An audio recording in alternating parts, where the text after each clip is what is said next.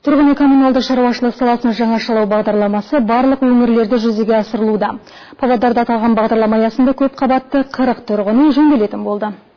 Бағдарламаның тиімділігіне көз жеткізген тұрғындар жергілікті әкімдікке өтініш әкеліп жатыр. Бұл туралы келесі бейнекөріністе. Екінші Павлодар ықшам ауданы тұрғыны Галина Юткина тозығы жеткен шатырды жамаудан шаршаған. Жауын жауса болды, малмандай болған үйін тазалаумен әлек. Сондықтан ол мемлекетпен бірлесіп баспананы қалыпқа келтіруге ойланбастан келісті. Және ол көршілерінде осыған көндірді. Тұрып жатқан үйдің салынғаны 50 жылдан асты. Тесіліп тозып біткен шатыр біздің бас ауруымызға айналды. Жауын жауса болды, үйімізді су алады. Кейбір тұрғындар өздері жөндеу жұмыстарын жасады. Әрине үй ескемес пе. Нөсер жауса болды, үйіміз суға толады. Соның кесірінен электр сымдары жиі күйеді. Біз өз мүмкіндігімізше жөндеп бәрін ауыстырған болдық. Бірақ күз келе жатыр, жауын жиі жауса жағдайымыз қиындайды.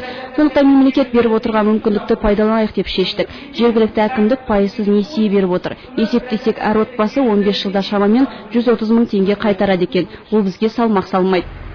Енді көп ұзамай бұл үйдің шатырлары толықтай жаңаланады, ал қазір мұндағы жылу жүйелері алмастырылуда. Құрылысшылар бұл жұмысқа Павлодар қаласында жаңа технологиялар бойынша шығарыла бастаған құбырларды пайдаланып жатыр. Оны шығарып жатқан Аринвест зауыты кәсіпорын мемлекеттің индустриалды-инновациялық бағдарламасы аясында ашылған болатын.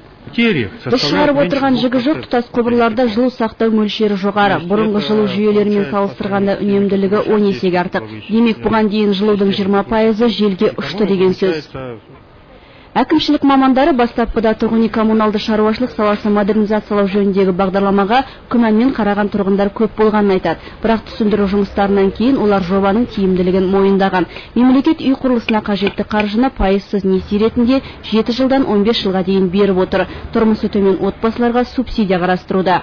500-ден аса кездесулер өткізді тұрғындармен. Оның ішінен көбі түсінеді бағдарламаны, қатысқылары келеді, бірақ ойланып жатқандары да бар. Бұл программа несі жақсы, ол қанша ақша алынады, мен сол 7 жылдан кейін или 15 жылдан кейін сонша ақша қайтарылады. Процент ешқандай қосылмайды, пәтерлері залогқа салынбайды.